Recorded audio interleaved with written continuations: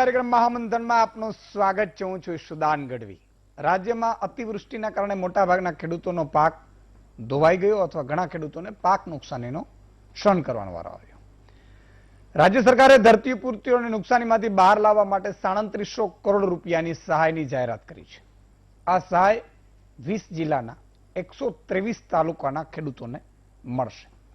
37 lakh hectare વિસ્તારમાં આ સહાય આપવાનું સરકારે નક્કી કર્યું છે, જેનો સીધો ફાયદો 27 લાખ ખેડૂતોને થવાનો છે। સરકારનું આ પગલું સરાહનીય અને પ્રશંસાને પાત્ર પણ છે। ખેડૂતોને 5000 જેટલી સહાય ચૂકવાશે ઓછામાં ઓછી, જેનાથી આંશિક રાહત થશે।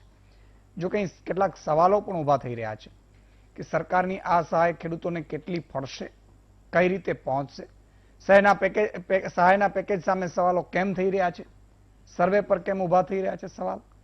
સહાયની જાહેરાત માત્ર જાહેરાત બની ન રહે। શું ખેડૂતોને આ સહાય ખરેખર મદદરૂપ થશે? ખેડૂતો સહાય ઉપરાંત શું ઈચ્છી રહ્યા છે? શું સમયસર સર્વે કરીને યોગ્ય સહાય ચૂકવી દેવાશે? આ સહિતના સવાલો પર છે આજનું મહામંથન મારી સાથે।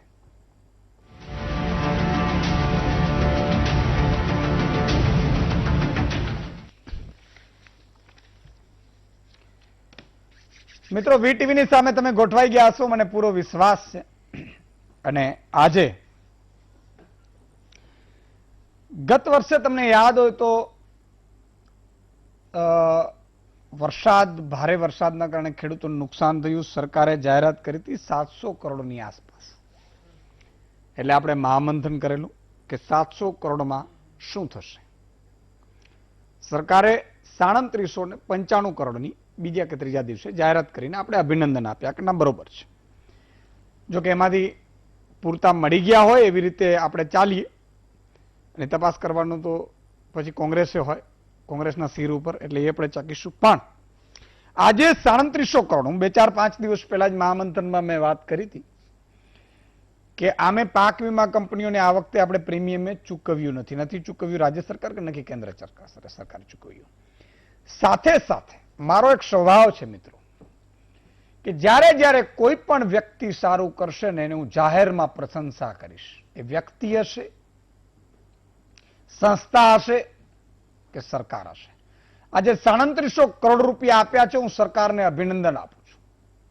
એટલા માટે ઘણા લોકો વર્ષોથી મને કહેતા હતા કે સુદાનભાઈ, આપણે ચીસો પાડીએ છીએ પણ કાંઈ થતું નથી ને, શું થાય છે ને શું નથી થતું ને।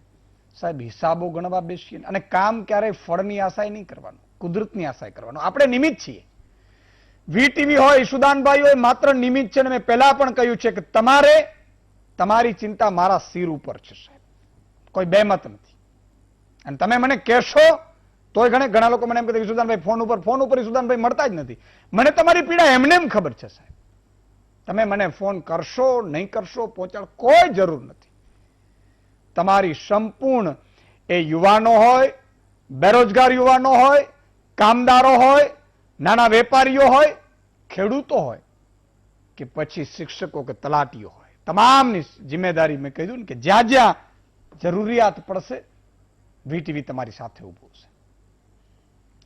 આજે 3700 કરોડ, 3700 કરોડ રૂપિયા, કેટલીક કન્ફ્યુઝન છે, પણ આશા રાખીએ છીએ કે તમે બધાએ ઓનલાઈન જે ભરવાનું હશે એ ભરી દીધું હશે। વીસીઈના માધ્યમ, વીસીઈના ઘણા પ્રશ્નો છે, મને બહુ કહેતા હોય છે કે સુદાનભાઈ અમને કમિશનમાં આજે કાંઈ ઠેકાણા નથી પડતા। વીસીઈ જે કોમ્પ્યુટર ઓપરેટર હોય છે ગ્રામ પંચાયતમાં, તાલુકામાં, મારી અપીલ છે કે એના સામે પણ સરકાર જુએ અને બહુ ફૂલ નહીં તો ફૂલની પાંખડી। આમાંય આપણે માની લો કે આમ જો ખેડૂતોને નુકસાન જો ગણવા જઈએ તો બહુ નુકસાન થયું હોય, સ્વાભાવિક છે। પણ ગયા વખતે તો પાક વીમા કંપનીઓ ગડબડાઈ કરીને પાક વીમા કંપનીઓને તમે વિચાર કરો, ગુજરાત છોડાવી દીધું આપણે। આ તમારી જાગૃતતા છે સાહેબ। આ તમે જે વીટીવીની સામે ગોઠવાઈ જાઓ છો ને એનો આ પરિણામ છે। આપણે તો નિમિત્ત બનીએ છીએ, પણ તમે ત્યાં જાગૃત થાવ છો ઘરે બેઠા અને તમે ત્યાં સવાલ ઉઠાવી શકો છો ને, એની આ તાકાત છે। આજે 3700 કરોડ રૂપિયા આપણે અપીલ કરીને સરકારે જાહેરાત કરવી પડી છે। આ 2 વર્ષથી થાય છે। પહેલા ક્યારેય 3000 ને 5000 કરોડ રૂપિયા સહાયના આવતા નહોતા। આ બહુ ક્લિયર કટ છે। પણ એ આપણે નિમિત્ત બનીએ છીએ, હકદાર તમે છો, તમે જાગૃત છો ને, જેમ વીટીવી ના સામે 8ના ટકોરે ગોઠવાઈ જાઓ છો ને, એનું આ પરિણામ છે. ઘણા લોકો કહેતા હતા કે સુદાનભાઈ શું થાય ને, શું કરી શકાય ને, શું ન કરી શકાય ને. સાહેબ, જે ખેડૂત આ વીટીવીની સામે બેસી જાય છે એને ખબર છે છેલ્લા 4 વર્ષની અંદર કેટલા પરિવર્તનો આવ્યા છે. પાક વીમામાં કોઈને ખબર નહોતી પડતી. આપણે તો વિચાર કરો, આજે મારો ખેડૂત કલેક્ટરને પૂછી શકે છે કે પાક વીમો ભાઈ કઈ રીતે હોય, અને આવી રીતે પ્રધાનમંત્રી ફસલ વીમા નહીં ચલાવવા દઈએ, અને અલ્ટિમેટલી એ ઉતારા ભરવા પડ્યા. નહીં તો આ લીજેન્ડરી કંપનીઓ જાય. તમે વિચાર કરજો, આ તમારી જીત છે સાહેબ. આજે 3700 કરોડ આપ્યા સરકારે. હું સરકારને અભિનંદન આપું છું. ભીખુદાનભાઈ ગઢવીનો એક વિડીયો હતો, હું સાંભળી રહ્યો હતો. 2 વસ્તુ છે, ટીકાકાર ને પ્રશંસા. ટીકા છે ને સાહેબ, એ તમે રસ્તા ઉપરથી નીકળી જાઓ ને પાછળ પથરા પડે, એ ટીકા છે, એ તમને એટલી અસર નથી કરતી. પણ પ્રશંસા છે, એ સામે આવતા પથરા છે. એમાં જો વહી જઈએ ને તો ડૂબી જવાય. અને એટલા માટે તમે મને અભિનંદન નહીં આપતા, માત્ર આશીર્વાદ આપજો વીટીવીને. કારણ કે પ્રશંસા માણસને ધરતી ઉપરથી હટાવી દે, અને આપણે કુદરતની સાક્ષી કરવાનો છે. અને સમય એનો જવાબ આપે. ક્યારેય આપણે કૂદીને કહેવાની જરૂર નથી તમે કામ કરતા હશો, સારું કરતા હશો, નથી કરતા. એ સમય જવાબ આપે છે. મેં હમણાં જ આ જયારે ખેડૂતોના જે આ 3 વિધેયકો આવ્યા, મેં અત્યારે પણ કહું છું કે મારા ગુજરાતમાં મને ડર નથી. તમે લાવો પરિવર્તન. મારા ખેડૂતોને ભાવ મળે સાહેબ, એમાં મને રસ છે. અને ઊંચી નીચીની કોઈ કંપનીઓ કોન્ટ્રાક્ટર થયા ને પહોંચી વળવાની સુદાનભાઈને વીટીવીમાં તાકાત છે સાહેબ. મોટી મોટી કંપનીઓને ઘર ભેગી કરી દીધી. તમારી ઓકાત નથી તમારા ખેડૂતોને હેરાન કરી શકશો. પણ હું ધારાસભ્યોને જોડીશ, સાંસદોને જોડીશ. પણ ભાવ મળે ને એ આપણું સપનું છે સાહેબ. ખેતીને ઉદ્યોગ બનાવવાનું સપનું છે. ભલે હજી 2 વર્ષ લાગે, 4 વર્ષ લાગે, કોઈ ફેર નથી પડતો. અને તમે આમાં તમે જોજો 2012ના વિડીયો કાઢશો ને સંસદના, તો એ સમયે ભાજપ વિરોધ કરતું હતું, કોંગ્રેસ એમ કહેતું હતું કે આ એપીએમસી માંથી બહાર નીકળવા જોઈએ, નામ થવા જોઈએ. અત્યારે ભાજપ લાવ્યું છે અને કોંગ્રેસ વિરોધ કરે છે. આ બધું એ બરોબર છે અને જરૂરી પણ છે. કારણ કે વિરોધ કરે તો જ એમાંથી કંઈક અમૃત નીકળે. એ પક્ષની જિમ્મેદારી છે. પણ આપણું ઉદ્દેશ્ય માત્ર ને માત્ર તમારો ઈચ્છા. મેં આજે કીધું ને કે આજે સરકારે જાહેર કરી, સરકારને જાહેરમાં અભિનંદન આપું છું. પણ કાલે હેલ્મેટનું હશે, માસ્કનું હશે તો સરકારને કહીશ કે 1000 ખોટું છે. કારણ કે એ જ મારું ધર્મ છે. આપણે કોઈ પોલિટિકલ પાર્ટીઓ નથી.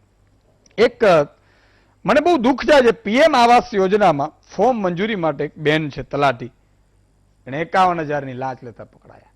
વારંવાર કહું છું કે વીટીવી જુઓ. તમે વીટીવી જોશો ને તમારા ખાનદાનને યાદ કરશો, તમે લાંચ નહીં લો.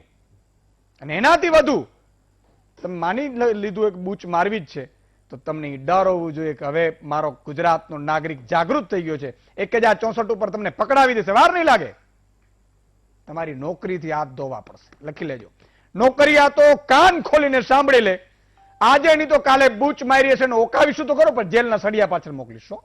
આ ગુજરાતની જનતા હવે એ નથી રહી, બિચારી બાપલી નથી. આ વીટીવીની સુદાનભાઈ એની સાથે જે કોઈએ ડરવાની જરૂર નથી. અને 3,000 રૂપિયા લાંચ લીધી પીએમ આવાસ યોજનામાં. યાર કેવા ગરીબ લોકો હોય, એના આપણે લોહીના પૈસા લઈએ. આપણે બહુ મને દુઃખ થાય છે. આ તમામ મુદ્દા પર ચર્ચા કરવા માટે આપણી સાથે અત્યારે 5 મહાનુભાવો જોડાયા છે. હિતેન્દ્રભાઈ પટેલ ભાજપના નેતા છે, પ્રતાપભાઈ દુધાત ધારાસભ્ય છે કોંગ્રેસના, R.A. સેરસિયા સાહેબ પૂર્વ ખેતી નિયામક છે, સાગરભાઈ રબારી ખેડૂત આગેવાન છે, વિઠ્ઠલભાઈ દુધાત્રા પ્રમુખ છે કિસાન સંઘ. 5 મહાનુભાવોનું ખૂબ ખૂબ સ્વાગત છે. શરૂઆત વિઠ્ઠલભાઈ આપણાથી કરીશું. આ 37 કરોડનું પેકેજ કઈ રીતે જુઓ છો? ઈસુદાનભાઈ, તમે જે પ્રથમથી જ કીધું કે સારી કામની પ્રશંસા કરવી જોઈએ, તો હું પણ જે મુખ્યમંત્રીએ 3700 કરોડ રૂપિયાનું પેકેજ જાહેર કર્યું છું તેને આવકારું છું. લગભગ 20 જિલ્લાના 123 તાલુકાની અંદર આવી સહાય મળશે એવું પ્રાથમિક તારણ છે. અને એવી જાહેરાત સરકાર દ્વારા કરવામાં આવી છે. પરંતુ હજી પણ ક્યાંક થોડું ઘણું છૂટતું હોય એવું મને લાગે છે. કારણ કે વરસાદ તો હજી કેળો મૂકતો નથી. આજે પણ સૌરાષ્ટ્રની અંદર ઘણા બધા તાલુકાની અંદર આજે પણ વરસાદ પડ્યો છે. એટલે નુકસાનીનો આંકડો અને વિસ્તાર સતત વધતો જઈ રહ્યો છે. એવા સંજોગોની અંદર સરકારને મારી વિનંતી છે કે આને હજી પણ જગ્યા રાખે, જરૂર પડે એવા તાલુકાને હજી ઉમેરવા પડે તો ભવિષ્યની અંદર ઉમેરે. અને ઘણા બધા તાલુકાની અંદર એવા મને પણ ફરિયાદો મળી છે કે ઘણા અધિકારીઓને પૂછવામાં આવે એટલે એણે એવો જવાબ આપ્યો. અહીંયા રાજ્ય સરકાર દ્વારા એવી જાહેરાત કરવામાં આવી છે કે અમે દરેક અધિકારીઓને સૂચના આપી દીધી છે પોતાના વિસ્તારમાં જઈ અને સર્વે કરે. તો અધિકારીઓ એવું કહે છે કે અમને કોઈ ખેડૂત કહે તો અમે સર્વે કરવા આવીશું, નકર અમે નહીં આવી. તો આવું જ્યાં ક્યાંય બન્યું હોય ત્યાં ફરી વખત સરકાર ધ્યાન આપે અને આવા વિસ્તારો નક્કી કરે. આવા વિસ્તારો પણ ક્યાંક રહી ગયા હોય એવું લાગે છે મને. એવા તાલુકાને આમાં સમાવિષ્ટ કરી અને આ રકમ જરૂર પડે તો વધારે એવી એક પણ મારી લાગણી ને માગણી છે. બિલકુલ. સાગરભાઈ જી, હું આ જાહેરાત ઉપર આવું એ પહેલા થોડુંક સરકારનું ધ્યાન દોરવા માંગુ છું. જીતેન્દ્રભાઈ પણ છે, પ્રતાપભાઈ પણ છે અને બંને વડીલો છે.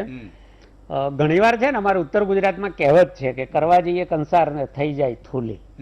હવે ઘણીવાર સરકારી યોજનાનું આવું એટલા માટે થતું હોય છે કે બહુ નાના નાના સવાલો હોય જેનો ઉકેલ ના થયો હોય. દાખલા તરીકે આપણે આ સહાય કરવાની જ્યારે યાદીઓની વાત આવશે ત્યારે સંયુક્ત ખાતા છૂટા નથી પડ્યા, એક મહેસૂલનો જેન્યુઇન સવાલ આવશે. ભાઈઓના ભાગ પડી ગયા હોય, ખેતર જુદું ખેડતા હોય પણ જોઈન્ટ એક જ ખાતું ચાલતું હોય, 7/12 પાનિયા જુદા ના પડ્યા હોય, કોઈકની વારસાઈ બાકી હોય છે, કોઈકના છે ને ખેડૂતની ઉંમર થઈ ગઈ હોય અને મહેનત મજૂરી કરી હોય એટલે ફિંગરપ્રિન્ટ મેચ જ ન થતી હોય. આવા જે રેવન્યુના સવાલો છે એનું એક વિશેષ કેમ્પેઇન અભિયાન ખાસ ચલાવવાની જરૂર છે.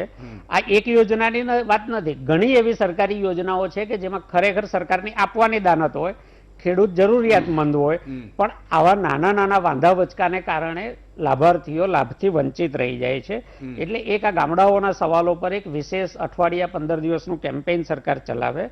ગઈ વખતે જે SDRF ની વાત થઈ એમાં 18,700 ખેડૂતો કચ્છ જિલ્લાના, 3,000 સુરેન્દ્રનગર જિલ્લાના અને ઉપરાંત બીજા છૂટા છવાયા, કોઈકને IFC કોડ નડ્યો, કોઈકને આ આધાર કાર્ડનું નડ્યું, એમ કરીને લગભગ 30,000 ખેડૂતો હજી બાકી છે. એટલે એ જે કોઈ નાના નાના ટેકનિકલ કારણો હોય એ પણ આ અભિયાન અંતર્ગત એનો ઉકેલ થઈ જાય તો શું થાય કે યોગ્ય લાભાર્થીઓ સુધી યોગ્ય સહાય સમયસર પહોંચી જાય. એટલે એક આ કેમ્પેઇન ચલાવવાની મારી માગણી અથવા તો સૂચન અથવા લાગણી જે પણ એને કહો એ. બીજું છે કે 1 ઓક્ટોબર થી શરૂ કરવાનું છે ઓનલાઈન અરજી કરવાનું. 1 ઓક્ટોબર થી ટેકાના ભાવનું મગફળીનું રજીસ્ટ્રેશન પણ થવાનું છે. એટલે બે કામ સાથે થશે. વીસી કઈ રીતે જરા એને મેનેજ કરશે એ બાબતમાં જે કોઈ યોગ્ય વ્યવસ્થા ધારો કે ગોઠવવાની જરૂરિયાત હોય તો કરાવી પણ નાખ્યું તો એ કઈ રીતે થયું હશે એ પણ વાત તમારી સાચી. હું એટલે હજી આગળ ટુ ધી પોઈન્ટ 1 to 3 જ આવું છું.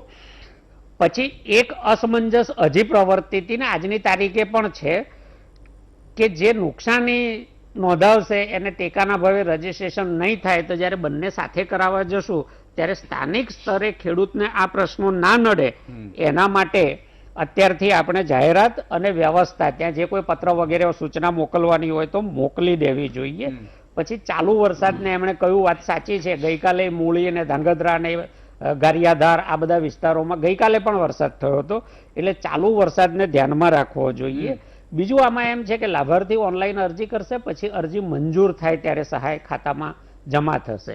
એટલે પહેલા જે સમજાયું હતું કે આખા તાલુકાના તમામ ખેડૂતોને મળશે એ બાબતે જરા હિતેન્દ્રભાઈ અથવા તો સરકારમાંથી યોગ્ય ચોખવટ થાય કે આખા તાલુકાને મળવાની છે કે જેની અરજી મંજૂર થાય એને. હવે જો મંજૂર કરવાની છે અરજી તો અરજી મંજૂર કરવાની પ્રક્રિયા શેને આધારે થશે? જો ત્યાં બરાબર સર્વે નહીં થયો હોય, કારણ કે હજી સર્વે અધૂરો છે, પછી સર્વેની ગુણવત્તાને લઈને ઘણા સવાલો ઉભા થયા છે સર્વે દરમિયાન. અમરેલી જિલ્લામાં એમ કહેવામાં આવ્યું કે અમારે માત્ર તલનો જ સર્વે કરવાનો છે. તો કપાસ મગફળીના ખેડૂતોને નુકસાન થયું એમનું શું, અથવા બીજા પાકોના ખેડૂતોને નુકસાન થયું એમનો તો સર્વે જ નથી થયો. ભાવનગરમાં પણ એવું થયું છે, અનેક જિલ્લામાં આવું થયું છે, બધાના નામ નથી ગણાવતો. પછી સ્થાનિક અધિકારીઓએ જુદા જુદા જે અર્થઘટન કર્યા, ગ્રામ સેવકે કઈક અર્થઘટન કર્યું, જિલ્લા ખેતીવાડી અધિકારીએ કઈક અર્થઘટન કર્યું, એને કારણે જે વિસંગતતાઓ થઈ તો એ આ મંજૂર કરવાની પ્રક્રિયામાં નડશે નહીં ને ખેડૂતોને. એટલે એનું પણ આપણે ધ્યાન રાખવું જોઈએ. અને બીજું એક સૂચન હું બહુ આદરપૂર્વક કરવા માંગુ છું ઈસુદાનભાઈ, મેં ગણ્યું એટલે મેં અંદાજે 25 લાખ હેક્ટર ગણ્યા હતા, અને એને જો 25,000 રૂપિયા હેક્ટરે, જે મુખ્યમંત્રી કિસાન સહાય યોજનાની વાત હતી ને એ જ મેં ધોરણ લીધું હતું, તો 6,250 કરોડ રૂપિયા ચૂકવવાના થાય. હવે હાલ 350 કરોડ રૂપિયા તો ફાળવ્યા છે સરકારે, એટલે બીજા કેટલા ઉમેરવા પડે? 2,550 કરોડ રૂપિયા ઉમેરે તો હેક્ટરે 25,000 રૂપિયા એક ખેડૂતને આપી શકાય એમ છે. હવે આ હું એટલા માટે 25,000 રૂપિયાનું કહું છું, સૂચન મારું, કે આપણું જે ઉત્પાદન ખર્ચ છે એ ભારત સરકારના જ કહેવા પ્રમાણે 50,000 રૂપિયા પ્રતિ હેક્ટર થી વધારે છે સરેરાશ.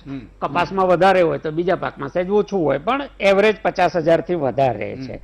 હવે ગુજરાતનું જે કૃષિ ઉત્પાદન છે કુલ એ 1,20,000 કરોડ થી લઈને 1,40,000 કરોડની વચ્ચે રહેતું હોય છે સિઝન પ્રમાણે. સરકારે પણ કબૂલ્યું છે, અંદાજ મૂક્યો, એ પણ કહે છે કે ખૂબ મોટા પ્રમાણમાં નુકસાન થયું છે.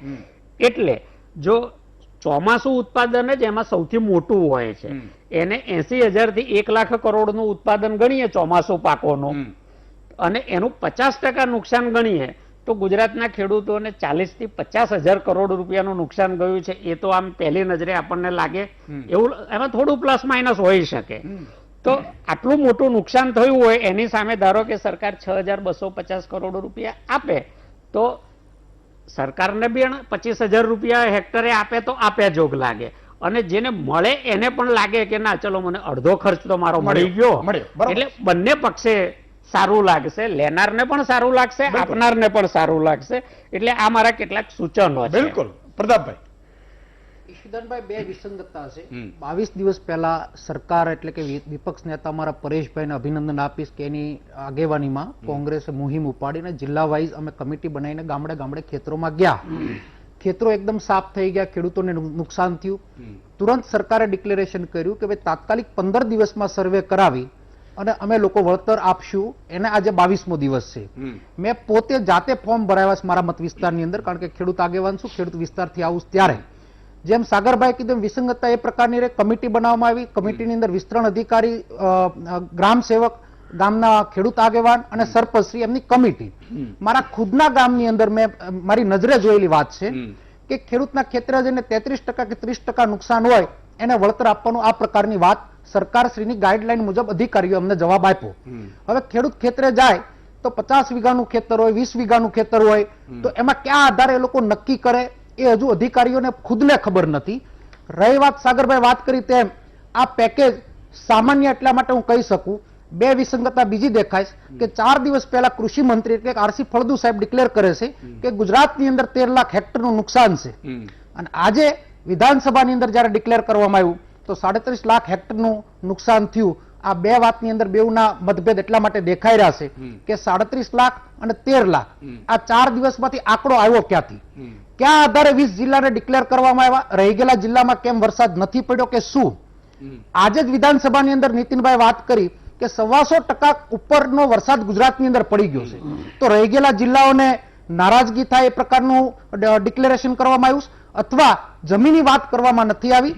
જે પેકેજ છે બહુ મામૂલી પેકેજ છે.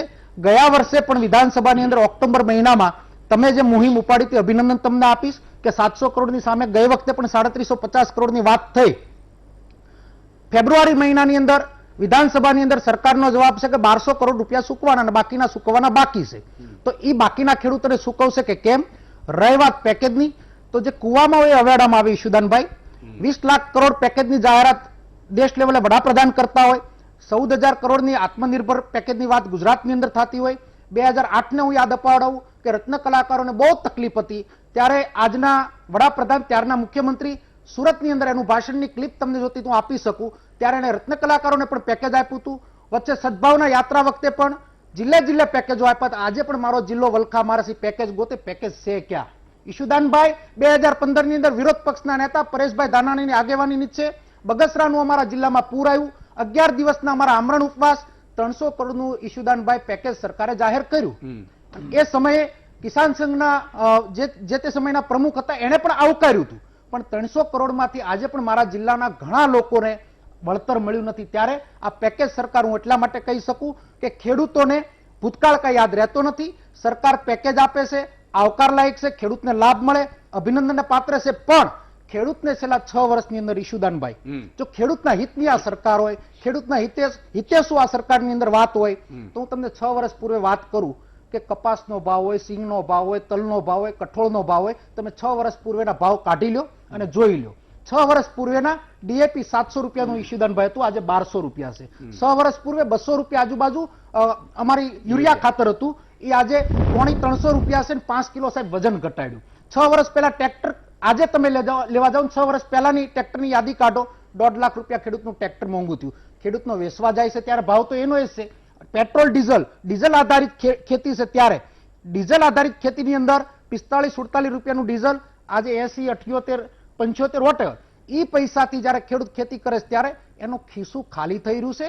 સરકાર માખણ યા મલમ જયારે વિધાનસભા ચાલુ થાય, સરકાર દબાવમાં આવે, પેકેજ જાહેર કરે, જે કર્યું તે. પણ એસડીઆરએફ મુજબ પણ જો પેકેજ આપ્યું હોત તો ખેડૂતને એનો ન્યાય મળી રહેત, હક મળી રહેત.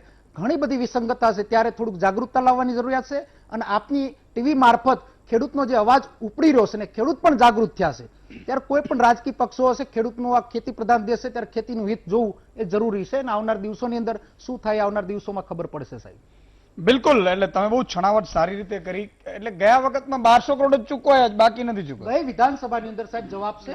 અને ત્યાર પછીનું ચૂકવણું કેટલું થયું છે એ મારા ધ્યાન મુજબ નથી. 2200 કરોડનું મેં સાંભળ્યું હતું કે 350 કરોડ જવાબ છે વિધાનસભા. એ વિધાનસભા, આગલી વિધાનસભા, એટલે ગઈ ફેબ્રુઆરીમાં જે થયું, બધા હતા, કોરોનામાં પછી થયું, બરોબર છે. અને કોરોનામાં આપ બી ચૂકવાયા એ બાકી રહી ગયા. આપ બી જો મુહિમ ચલાવો અને કોઈ પણ ગામડાની અંદર ફોર્મ ભરાણા હોય, કોઈ પણ તાલુકા પંચાયતે જાઓ સાહેબ, આજે સમજો કે 15 દિવસની અંદર અમારા વિધાનસભાની અંદર અમે જાગૃતતા રાખી અને ફોર્મ ભરવાની સાહેબ વાત કરી, તો જ્યારે સર્વે કરવા આવે ત્યારે એવું અમને મને ખુદને કહેવામાં આવ્યું છે કે નદી કિનારાનો કાંઠો એટલા જ ખેતરો અમે સર્વે કરશું, શેત્રુંજી કિનારાનો કાંઠો હોય તો એટલું જ અમે સર્વે કરશું, ગાગડિયા કિનારાનો કાંઠો છે એટલું જ અમે સર્વે કરશું. અમને ઉપરથી દબાણ છે સાહેબ. કપાસનું તો સર્વે જ નથી થતું, તલનું સર્વે થાય છે, સિંગ એકદમ ખતમ થઈ ગઈ. હું પણ ખેડૂતનો દીકરો, મારા બાપાએ સિંગ વાવી, સિંગની અંદર અત્યારે કઈ થાય એવી પરિસ્થિતિ નથી સાહેબ. આજે ગઈકાલે પણ ટીવીમાં જોયું છે તમે, લોકો સિંગ હળગાવી રહ્યા છે, વિરોધ કરી રહ્યા છે. તો એને 100% વળતર મળવું જોઈએ. અને પાક વીમાની અંદર પણ ખેડૂતોને સૂનો લગાવી અને ભૂતકાળમાં કંપનીઓ ભાગી ગઈ, સરકારની નજર હેઠળ કંપનીઓ ભાગી જાય અને કૃષિ મંત્રી વિધાનસભાની અંદર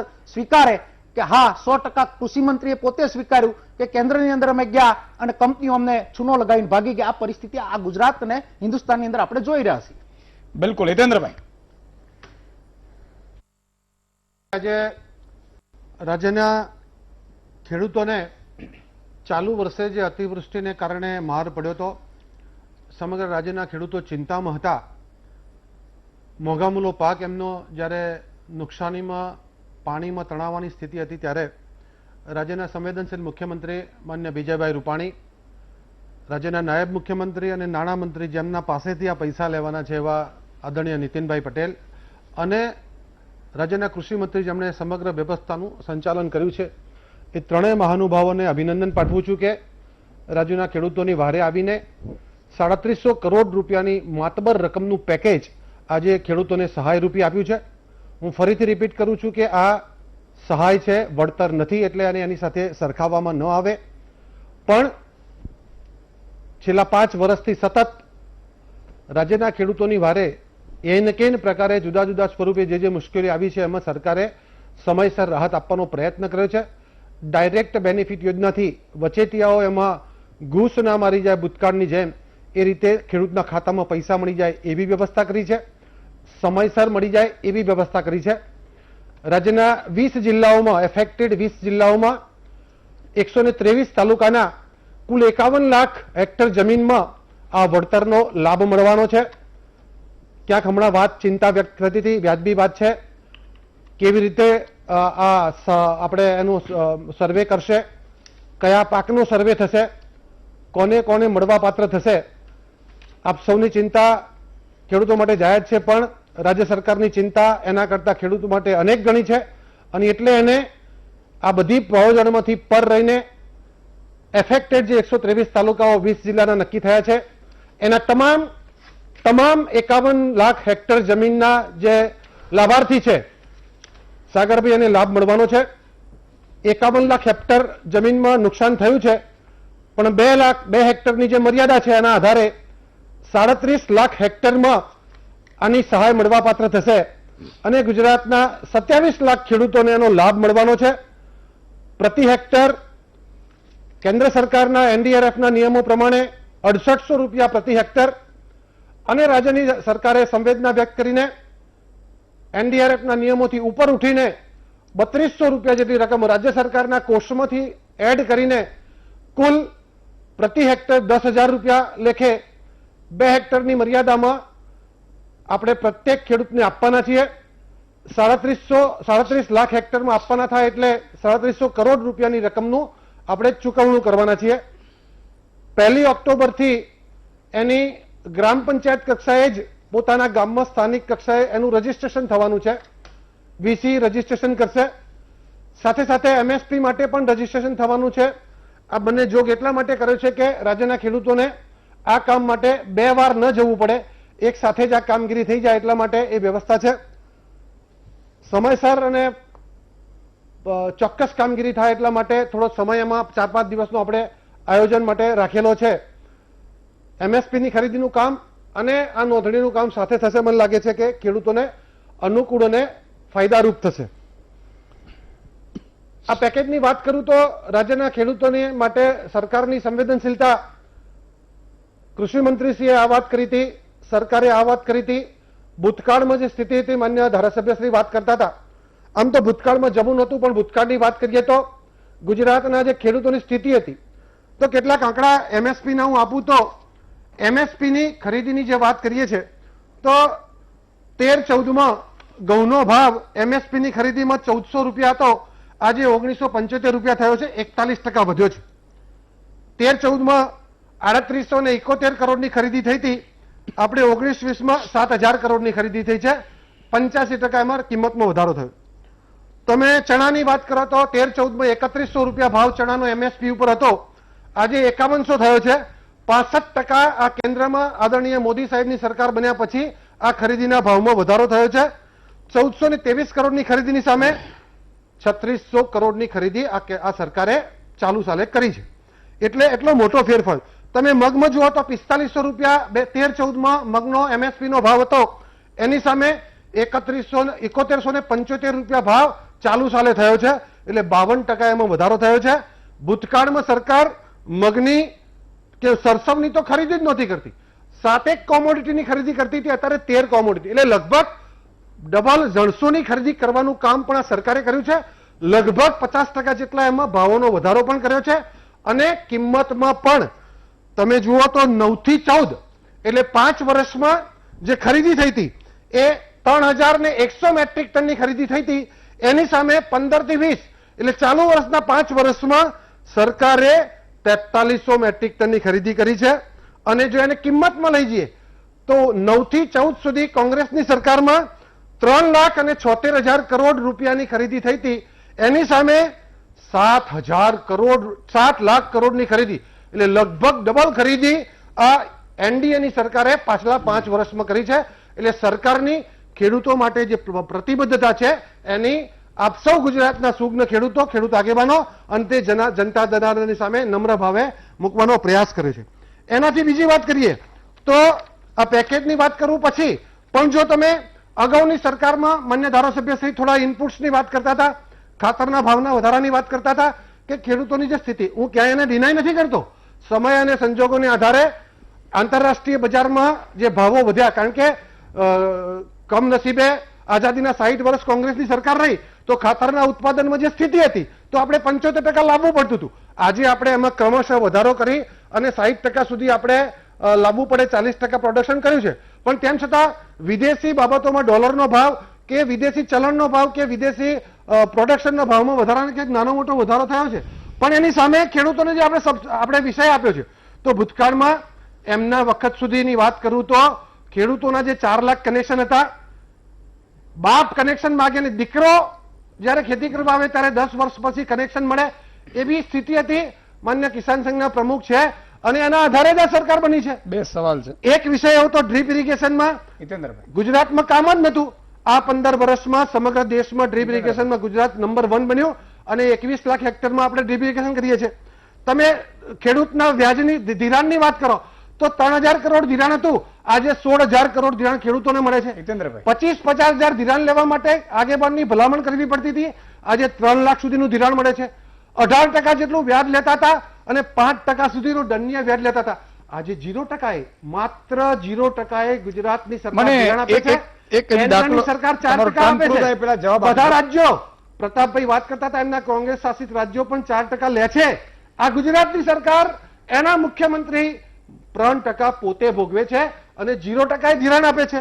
તમે સૌર ઉર્જાની વાત કરો તો ગુજરાતમાં સૌર ઉર્જામાં એ વખતે 0 હતું, આજે 7000 મેગાવોટ આપણે સૌર ઉર્જા પેદા કરીએ છીએ. તમે કિસાન ક્રેડિટ કાર્ડની વાત કરો, ઇનામ પોર્ટલની વાત કરો, સોઇલ હેલ્થકાર્ડની વાત કરો, બધી યોજનાઓ ગણાવો છો. અને એના આધારે હમણાં સાગરભાઈ કહેતા હતા કે 9000 કરોડના ઉત્પાદનમાંથી 1,60,000 કરોડનું ખેત ઉત્પાદન થયું છે. એ મારી ને તમારી ઘરની વાત નથી, એ વાત પણ હિતેન્દ્રભાઈ, સર્વવિદિત છે અને તમને હાઉસમાં મૂકેલી એક વાત છે. પ્રશ્ન મારે એડ કરવું છે. ખાલી બે વસ્તુ છે. એક તો આ રજીસ્ટ્રેશન ચાલુ છે, ઘણા બધા કરાવી લીધું ખેડૂતોએ, એ તમે કીધું કે ઓક્ટોબરે, તો એનો શું? બીજી વાત કે મગફળી ને કપાસનો તમે ભાવ ગણાવતા જ નથી એમએસપી માં. ભાઈ મગફળી કપાસના ભાવો વધારે ઉત્પાદન તો એ જ છે, મગને તો એ તો ઓછું છે. મગફળીના પણ આપું, પણ મને એમ કે તમે મને સમય નહીં આપો એટલે મગફળીના ભાવ 13-14માં 4000 હતા, અત્યારે 5100 થયા છે. 32% નો વધારો થયો છે. અને એની ખરીદી તો ખરીદીમાં પણ કિંમતમાં 3 ગણો વધારો. 3000 કરોડની સામે 7500 કરોડની ખરીદી પાછલી વર્ષે કરી છે આપણે. તો 25% જે મર્યાદા છે એમાં ખરીદી કરવાની હતી. એના કરતા આગળ કહું, કેન્દ્રની સરકારની જો વાત કરતા હોય તો ખરીદીમાં ભૂતકાળમાં 50% કેન્દ્ર સરકાર અને 50% રાજ્ય સરકાર આપતી હતી. આજે ખરીદી વધારે કરી શકીએ છીએ. એનું કારણ એ છે કે કેન્દ્ર સરકાર 75% હિસ્સો અને 25% રાજ્ય સરકાર આપે છે. આ કેન્દ્રમાં સરકાર આપવાથી શક્ય બન્યું. બીજું, આ એસડીઆરએફ ને એનડીઆરએફ ના નિયમોની વાત કરતા હતા તો ભૂતકાળમાં શું નિયમ હતા? ભૂતકાળમાં કેન્દ્ર સરકાર 50% અને રાજ્ય સરકાર 50% આપતી હતી. હવે 75% કેન્દ્ર સરકાર આવે છે. નરેન્દ્રભાઈ મોદી દેશની જનતાના આશીર્વાદ એટલે ખેડૂતો માટે એમનો હિસ્સો વધાર્યો અને પરિણામે આ નિયમો જે છે એ પહેલા 4500 ને 6500 ના 6800 ને 13000 આપણે કરી શકીએ. ઓકે, આ રજીસ્ટ્રેશન ચાલશે કે પહેલા 1 હેક્ટર, આજે પેકેજ બરાબર નથી. માન્ય કોંગ્રેસ પક્ષના આગેવાનો વાત કરતા હતા તો પહેલા તો 1 હેક્ટર નું જ આપતા હતા ભાઈ, 4-4.5 જ આપતા હતા. આજે આપણે 1 હેક્ટરના 2 હેક્ટર આવું તમારી પાસે તમે 33%, અમે અત્યારે 33% આપીએ છીએ. પ્રતાપભાઈ તમે સર્વે કરવાની કેવા માંગે છે, પણ પહેલા તમે તો 50% આપતા હતા અને આજે જે તાલુકાઓ ડિક્લેર કર્યા છે એના તમામ હેક્ટરને એના તમામ રજીસ્ટ્રેશન કરાવશે એને જ મળશે કે નહીં? રજીસ્ટ્રેશન એટલા માટે કરવાની છે કે મારે ખાલી ક્લેરિફિકેશન જોઈએ છે. એનો ચેક લેવાનો છે. જૂના જે અત્યારે કરાવી ચૂક્યા હોય પહેલી, આમાં ઘણા ટાઈમથી ચાલે છે એટલે કહું છું. મને લાગે છે આધાર કાર્ડથી રજીસ્ટ્રેશન કરાયું હોય તો ફરી પણ કરવા જશે એટલે મને લાગે છે કે એમાં વાંધો. ઈશુદાનભાઈ, મારો સીધો સવાલ છે, મેં પોતે સર્વે કરાયું છે, મેં ફોર્મ ભરાવડાવ્યા છે, મારા મત વિસ્તારની અંદર ફોર્મ ભરાવવાનો મેં પ્રયાસ કર્યો છે.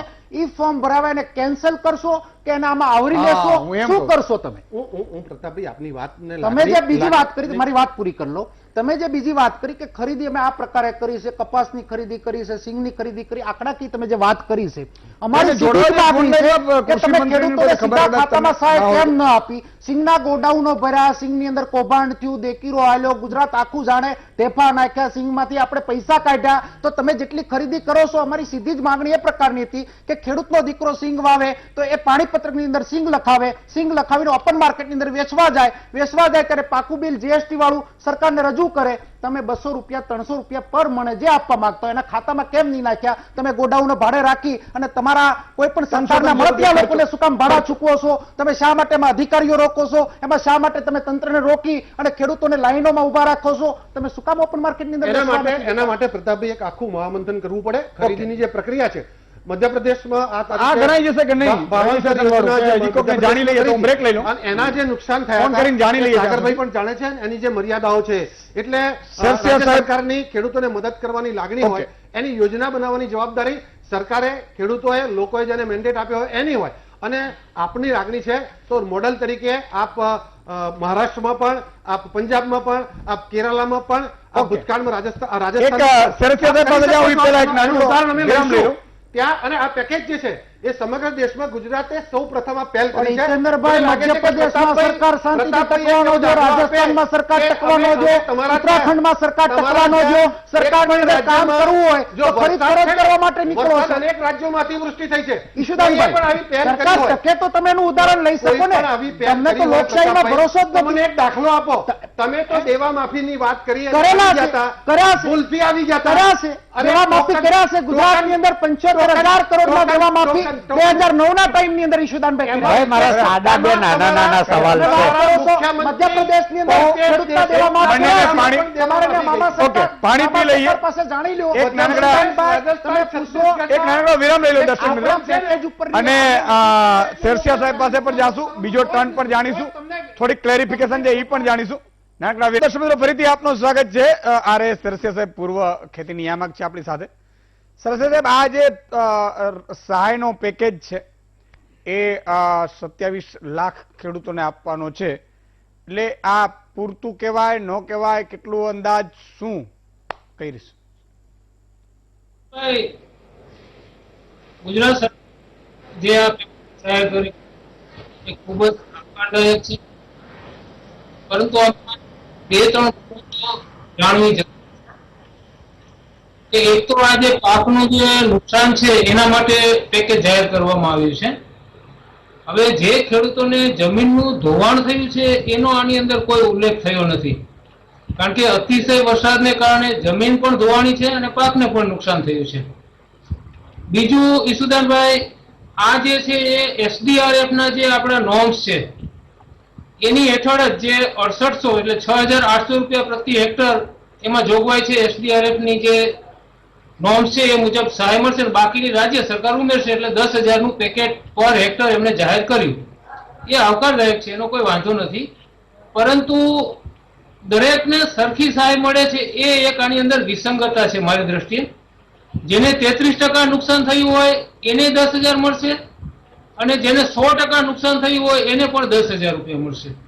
એટલે આની અંદર ખરેખર ગ્રેડ પાડવાની જરૂર હતી કે ભાઈ 33 થી 50% સુધીનું નુકસાન હોય તો એના આટલા ટકા, પછી 75% સુધી નુકસાન હોય તો એના આટલા રૂપિયા, એ રીતે જો એને ગ્રેડેશન કર્યું હોત તો મારી દ્રષ્ટિએ થોડું જેને વધારે નુકસાન થયું છે એને ફાયદો થાય. અને બીજું કે જમીન ધોવાણ માટે પણ આનો લાભ આપવો જોઈએ એ સ્પષ્ટતા કરવાની ખાસ જરૂર છે. બીજું કે આ જે સર્વે જે કર્યો છે અત્યાર સુધીનો એ સર્વે, અને હવે પછી 1લી તારીખથી ઓનલાઈન અરજી કરવાની છે ખેડૂતોએ, એટલે આમાં એવું થશે કે ખેડૂતો ઓનલાઈન અરજી કરશે, પછી એ અરજી જે આવશે એની સ્થળ ઉપર અધિકારીઓ અથવા તો એની ટીમ જે છે એ ચકાસણી કરશે.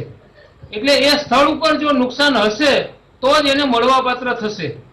અને બીજું કે કોઈ ખેડૂતો જો આ પાક કાઢીને, કારણ કે આ સર્વેમાં કેટલો ટાઈમ જશે એ આપણને કેવું અઘરું છે, કારણ કે આપણે જે અગાઉની જે સર્વેની જે વાત છે એ હજી સુધી પૂરો થયો નથી.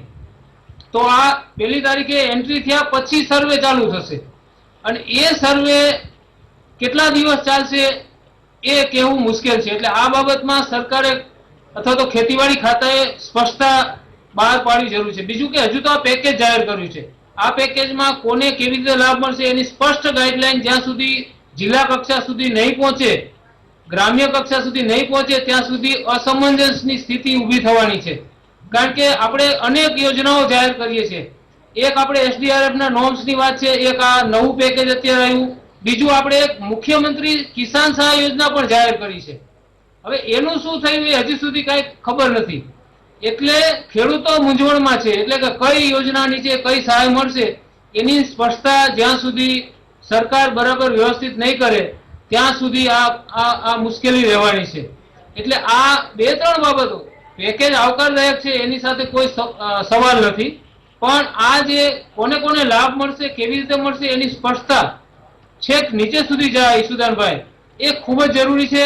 અને બીજું મેં કહ્યું કે 33% અને 100% વાળાને સરખી સહાય મળશે. બીજું પાક પ્રમાણે પણ વિવિધતા નથી. આજે તમારે તલમાં નુકસાન થયું હોય તો એટલી સહાય મળે, મગફળીમાં નુકસાન થયું હોય તો એટલી સહાય મળે, કપાસમાં નુકસાન થયું હોય તો પણ એટલી સહાય મળશે. અને બાગાયતી પાકોમાં નુકસાન થયું હોય તો એને સહાય મળશે કે નહીં એની સ્પષ્ટતા આની અંદર કરવામાં આવી નથી. એટલે આ વિગતવાર માહિતી ખેડૂત સુધી પહોંચે અને ઝડપથી આનો સર્વે થાય. કારણ કે હવે ઓક્ટોબર નહીં 15 તારીખ પછી કે 25 તારીખ પછી તો રાયડા જેવા પાકોનું વાવેતર પણ ખેડૂતો શરૂ કરશે અને નવેમ્બરની અંદર ઘઉંનું વાવેતર શરૂ થશે. એટલે એ પહેલા સર્વે થઈ અને સહાય ચૂકવાઈ જાય એ મારી દ્રષ્ટિએ ખૂબ અગત્યનું છે. યશુદાનભાઈ, બહુ સાચી વાત કરી અને બહુ જ અગત્યની વાત કરી સરસિયા સાહેબે. સિરાસા સાહેબ, આપ તો ડાયરેક્ટર એગ્રીકલ્ચર રહેલા છો હા. અને આખી એ પ્રક્રિયા તમારા માર્ગદર્શનમાં અગાઉ પણ સારી રીતે થતી હતી, મેં જોઈ છે. તો વાસ્તવિક રીતે એવું લાગે છે કે આટલું બધું ડીપમાં ધારો કે સમયસર આપણે કરી શકીએ, અથવા વરસાદની જે સ્થિતિ છે અત્યારે પાણી ભરેલા. બીજું કે નવી જે રવિ સિઝન છે ને એ 1 નવેમ્બરથી ચાલુ થવાની, તો આપણી પાસે પૂરતો ટાઈમ છે જો 40 દિવસનો. તો મને લાગે છે કે ઉતાવળ કરવાથી આપણે મિસમેનેજમેન્ટ થાય, અથવા લાયક માણસને ન મળે, અથવા જે તમે ડિટેલ સર્વે કરવાની વાત કરતા હતા, અથવા એસડીઆરએફના નિયમો, તો એસડીઆરએફના નિયમો પર કરીશું તો 1000-1200 કરોડમાં પતી જશે. તો આપણે એવું ઈચ્છીએ છીએ કે ખેડૂતોને વધારે ના મળે એમ, કારણ કે ક્યાંક કોઈનું ઓછું નુકસાન, વધારે નુકસાન તો પણ અંદર સરભર થશે, કોઈ એક પાક કે બીજો પાક. મારો આ વ્યક્તિગત મત છે. તો મને લાગે છે કે આ કામ ઝડપથી પૂરું કરવા માટે, અને જે પ્રતાપભાઈ વાત કરતા હતા કે એમને જાગૃતિ રાખી અને ખૂબ ફોર્મ પણ ભરાયા છે, તો એમાં પણ જો આપણે ઓનલાઈન જો નહીં કરીએ તો બિલકુલ, એનો અર્થ એ થયો બેન્કિંગ સિસ્ટમ પણ જોડવાની છે, એટલે કરવું પડશે. ઓકે, એનો અર્થ એ થયો સરસિયા સાહેબ કે હવે હું એવું પર્સનલી માનું છું કે તમે 1 ઓક્ટોબર પછી, એટલે તો અત્યારે ફોર્મ ભરાણા એનો શું થાય પહેલી વસ્તુ, અને હવે તો મગફળીઓ નીકળી જશે હમણાં એ 15 દિવસમાં, તો અડધી નીકળવા માંડશે, આગતરી મગફળી હશે ઈ. એટલે અને શિયાળુ પાક, એટલે તમે મોસ્ટ ઓફલી આપવાના છે ને 15-20 દિવસમાં રૂપિયા આપી દો એટલે એ થોડું ઘણું કામ થઈ જાય. અને બધી જગ્યાએ બધે સર્વે કરવા જાય એ શક્ય ક્યાંય બનશે નહીં એવું હું પ્રેક્ટિકલી જોઈ રહ્યો છું. જો એટલા માટે લઈ રહ્યો છું કે આટલા લાખ હેક્ટરમાં તમે સર્વે કઈ રીતે કરો. એટલે એ પણ એક વાત છે. કંઈક સરસિયા સાહેબ કંઈક કહેવા માંગે છે, અવાજ નથી આવતો. ઈશુદાનભાઈ, એક બે દર્શક મિત્રો લઈ લો, પછી પ્રતાપભાઈ તમને લો. નિકુંજભાઈ અમરાપરથી જોડાય છે. જી નિકુંજભાઈ, કેમ છે ઈશુદાનભાઈ? એકદમ મજામાં છે. હવે મારે હિતેન્દ્રભાઈ ને એ જ કહેવાનું છે કે દરેક ડિબેટ તમારી અમે જોઈએ છીએ, પણ હિતેન્દ્રભાઈ એ જે પણ પોઈન્ટ ટુ પોઈન્ટ વાત નથી કરતા, બરાબર છે. દર ડિબેટમાં જે પોઈન્ટ કોંગ્રેસ દ્વારા પૂછવામાં આવે છે કે કોઈ પણ દ્વારા પૂછવામાં આવે છે, તો એ પોઈન્ટ નો આન્સર જ નથી આપતા, બીજી બાબતે વાત કરે છે. અમારે હિતેન્દ્રભાઈ ને એ જ કહેવાનું છે કે પબ્લિક બધી તમને જોવે છે તો તમે પોઈન્ટ ટુ પોઈન્ટ કરો. બિલકુલ, ખૂબ ખૂબ આભાર. હજી એક છે લત્તુભાઈ સુરેન્દ્રનગર થી છે. જી લત્તુભાઈ. હાજી નમસ્તે. હજી સર મારો એક જ સવાલ હતો કે આપણે કપાસના ભાવ 1500 રૂપિયા જયારે થયા, પછી એનો ભાવ, પછી એ વખતે જે આપણે કાપડ માર્કેટ ઉચકાણું, એ કાપડ માર્કેટ ક્યાં રહ્યું અને કપાસના ભાવ 800 રૂપિયા થઈ ગયા. તમારી વાતમાં દમ છે, બરોબર છે લતુભાઈ, ખૂબ ખૂબ આભાર. સાગરભાઈ કંઈક કહેવા માંગે પછી? હવે મારો વારો જ નથી આવ્યો. હિતેન્દ્રભાઈ 13 મિનિટ બોલ્યા છે. હજી આપણે ખેડૂતોને અન્યાય. એમની 37 રણવાર આપવાના, તમારે તો ખાલી ફોર્મ જ ભરાવો. બરાબર. જો હિતેન્દ્રભાઈ ની વાતચીત ઉપરથી અને હું જાહેરાત ઉપરથી એવું સમજો છું કે આ જે તાલુકા જાહેર થયા એ બધા તાલુકાના તમામ ખેડૂતોને આ લાભ મળવાનો છે. એટલે સર્વે વાળી ઝંઝટમાં હું એવું સમજો છું કે પડવાની જરૂર નથી, તો એ સારી વસ્તુ છે. એટલે હવે જો અધિકૃત જાહેરાત થઈ જાય આ બાબતની, તો ખેડૂતો પોતાના ખેતર ખાલી કરવા હોય તો કરીને બીજા વાવેતરની તૈયારી કરવા માટે, એટલે એ જે સમજાયું તે સારી વસ્તુ છે. પણ એક વાત હિતેન્દ્રભાઈ ટાળી ગયા સિફતપૂર્વક.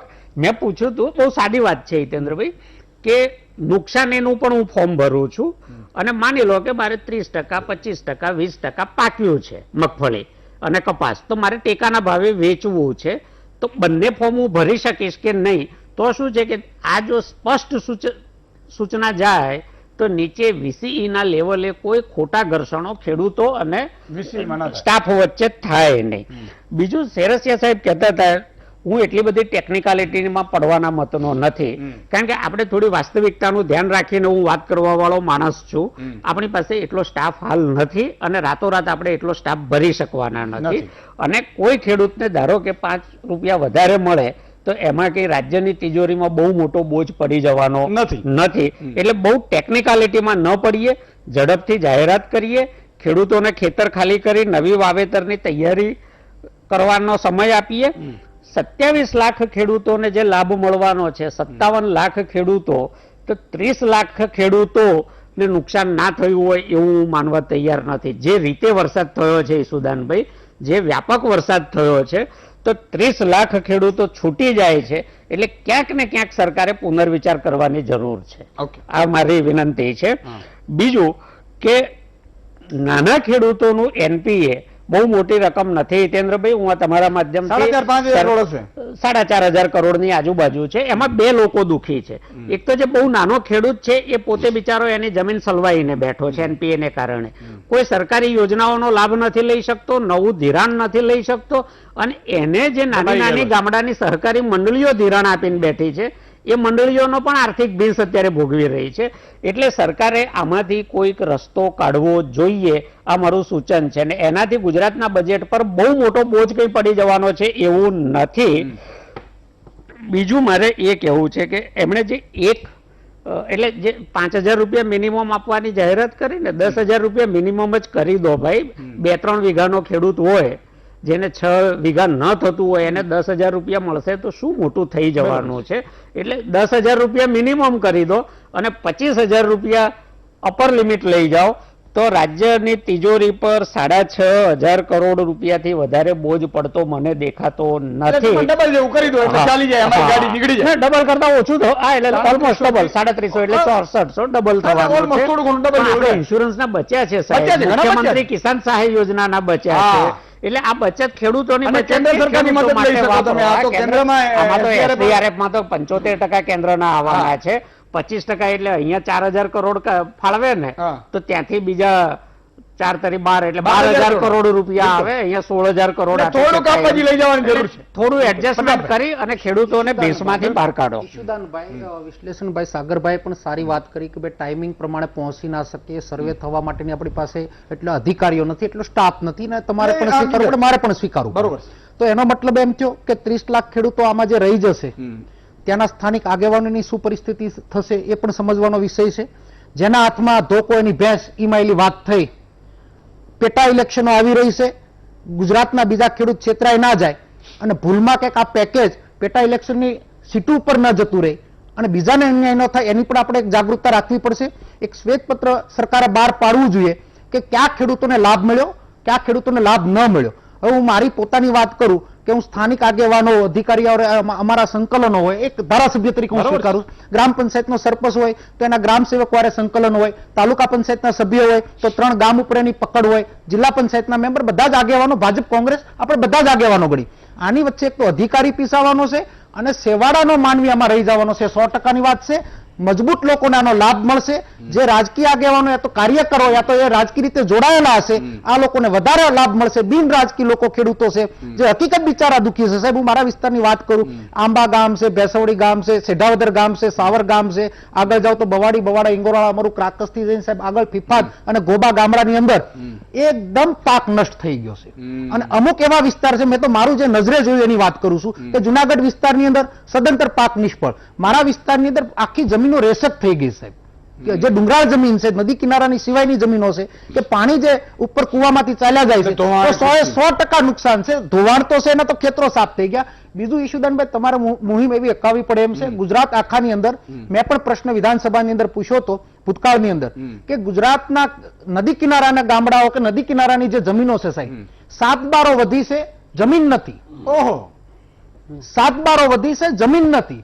એવા કેટલાક ખેડૂતો આજે દુખી છે કે 7 બાર છે, ખેડૂત તરીકેનું નામ છે, તો એ વળતર એને ક્યાં સર્વે કરાવવા જવું, ક્યાં એને ફોર્મ ભરવું, આ પરિસ્થિતિ નિર્માણ છે. ત્યારે ઘણી બધી દુવિધાઓની અંદર ફક્ત સરકારની અંદર જ આપણે ગઈકાલને આજ અને 4 દિવસ પહેલામાં જ વાતમાં ફરક દેખાય છે.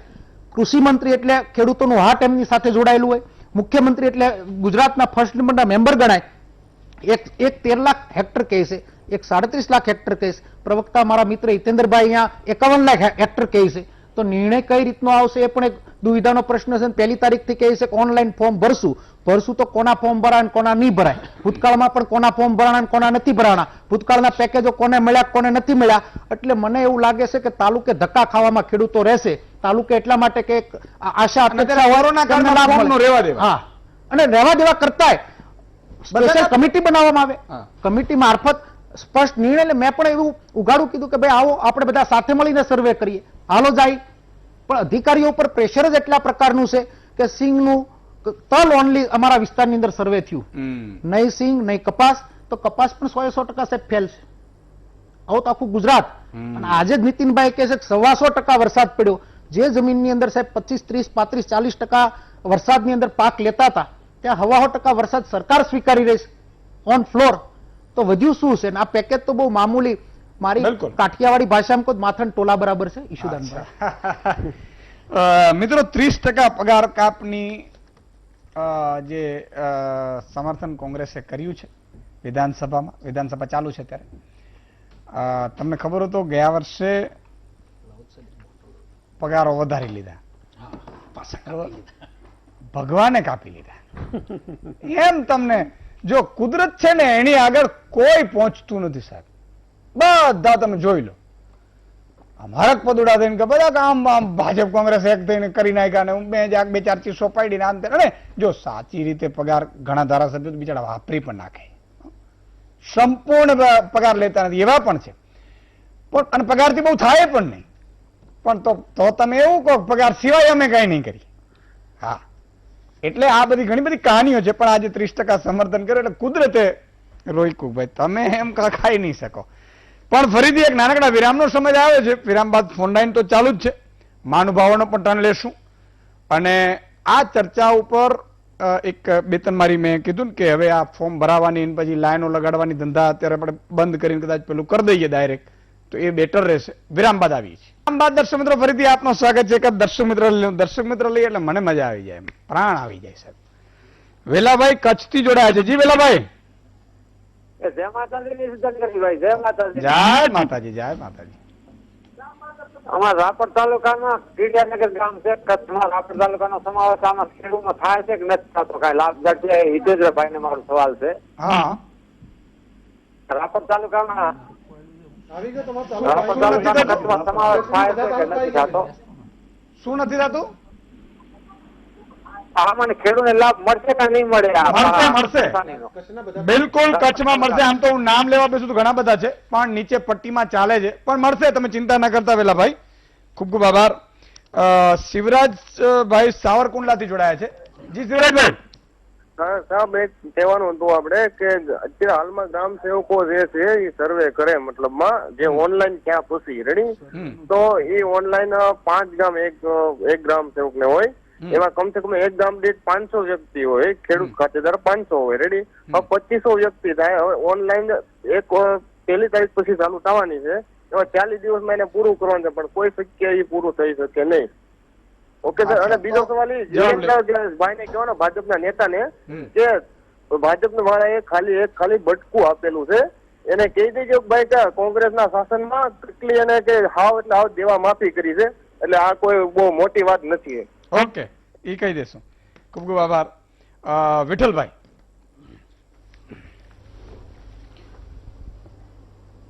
ઘણી બધી વાત થઈ આ પેકેજ બાબતમાં, અને ઘણું બધું આમાં કહી પણ શકાય કે પ્રતિ હેક્ટર 10,000ની મર્યાદામાં રાજ્ય સરકારે જાહેરાત કરી છે. અને નુકસાનીની જો વાત કરીએ તો પ્રતિ હેક્ટર કદાચ ખેડૂતને વિવિધ પાકની દ્રષ્ટિએ વાત કરી તો 50-60 હજાર જેવું નુકસાન થયું ગણાય. તો આની ભરપાઈ તો કોઈ પણ સંજોગોની અંદર સરકાર દ્વારા થઈ પણ ન શકે. પેકેજ ઓછું છે શરૂઆતમાં જ વાત કરવામાં આવી. આમાં પણ સરકાર મોટું મન રાખી અને થોડુંક ઉદાર થઈને અને પ્રતિ હેક્ટર પણ વધારે, અને જે તાલુકાઓમાં નુકસાનો હજી બાકી છે અથવા સર્વે બાકી છે એવા તાલુકાને જોડીને પણ આ વિસ્તાર વધારે એવી એક રજૂઆત છે. ખાસ તો મારે અત્યારે એ કહેવાનું છે વર્તમાન સંજોગોમાં લગભગ મુહિમની દ્રષ્ટિએ ખેડૂત લગભગ સમગ્ર ભારતની અંદર છવાયેલો છે. ભારતની દ્રષ્ટિએ વાત કરી તો ખેડૂતને લઈને ખૂબ આંદોલનો થાય છે. ટીવીમાં પણ લગભગ ઈસુદાનભાઈ તો લગભગ જ્યારે પણ ખેડૂતનો મુદ્દો આવે ત્યારે મહામંથન કર્યા વિના મુકતા નથી. વિરોધ પક્ષ દ્વારા પણ ખૂબ મોટા પ્રમાણમાં મુહિમની દ્રષ્ટિએ ચલાવવામાં આવે છે. રાજ્ય સરકાર દ્વારા પણ અનેક પ્રકારની ખેડૂત હિતલક્ષી યોજના હિતેન્દ્રભાઈ જ્યારે બોલવાનું શરૂ કરે એટલે લગભગ હું તો એમ કહું 1 કલાક સુધી યોજના બોલી શકે એટલી એનામાં સ્પીચ છે અને એટલું બધું એને યાદ છે. પણ છતાં ખેડૂતની દિશામાં સુધારો નથી થતો. શા માટે? હું તો એમ કહું છું કે દુખે છે પેટ અને કૂટે છે માથું.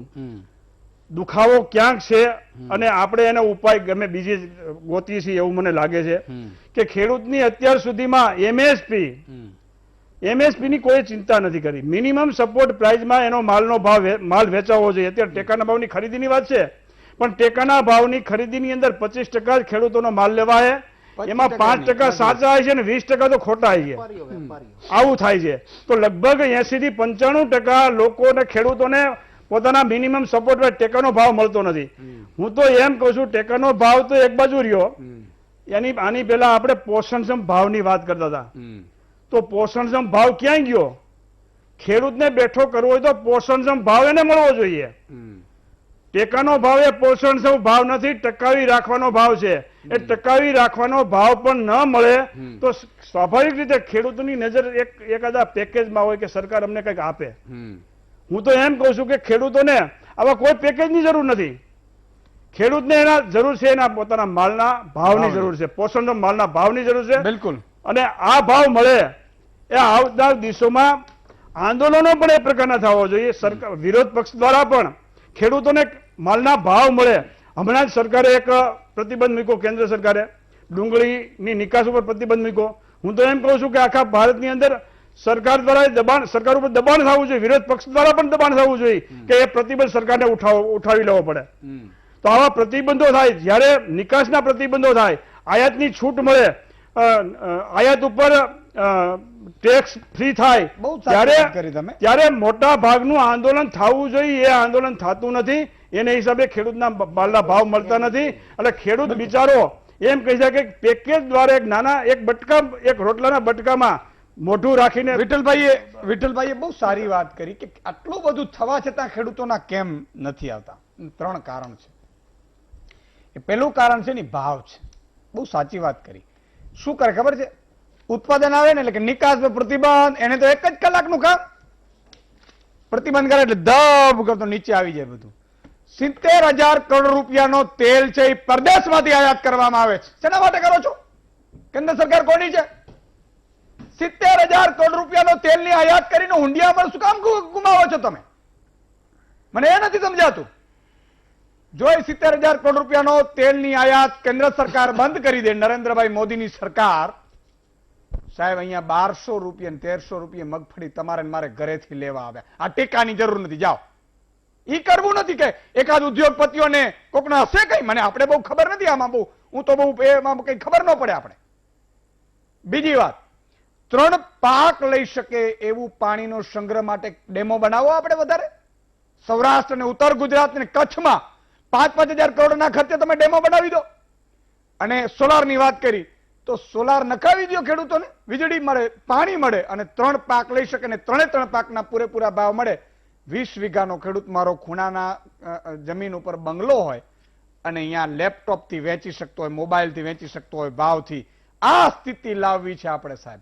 ઉદ્યોગ બનાવવું છે પણ એના માટે આ કરવું પડશે. તમે નક્કી કરો પ્રતિબંધ, હવે નિકાસ પ્રતિબંધ એટલે ભાવ તળિયે બેસી જાય. કપાસના ભાવ 1500 રૂપિયા હતા.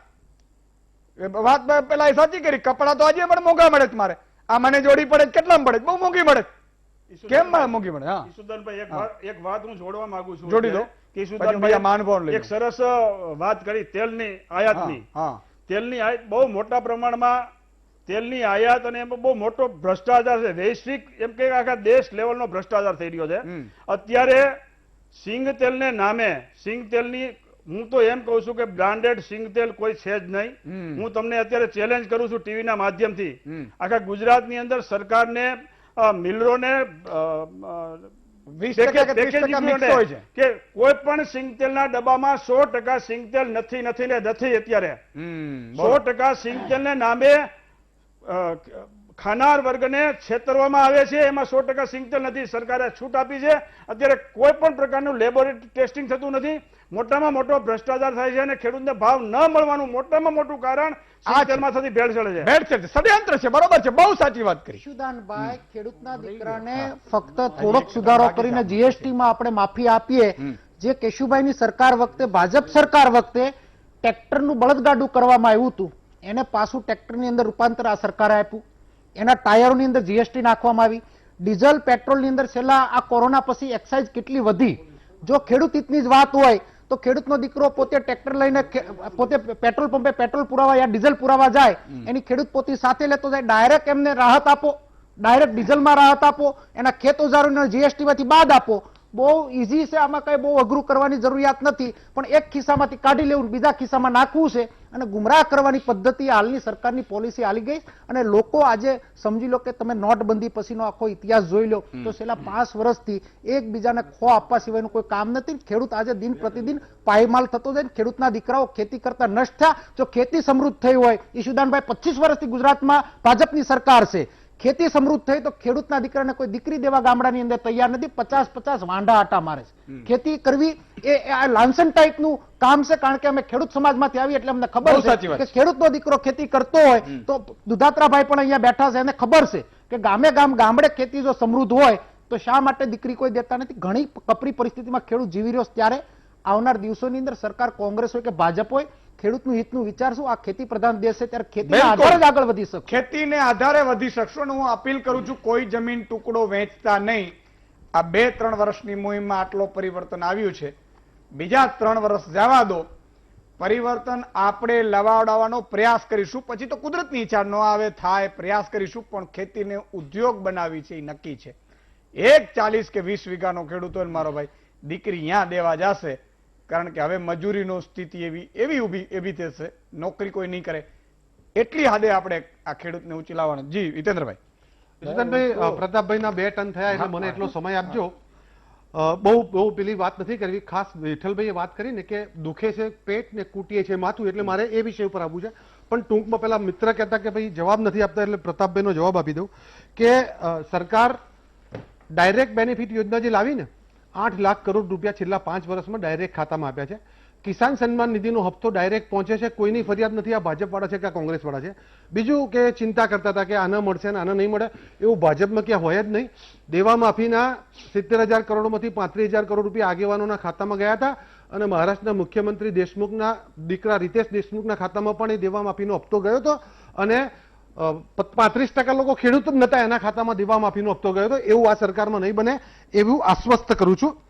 બીજું કે તાલુકે નહીં દોડવું પડે, રજીસ્ટ્રેશન ગામે થવાનું છે.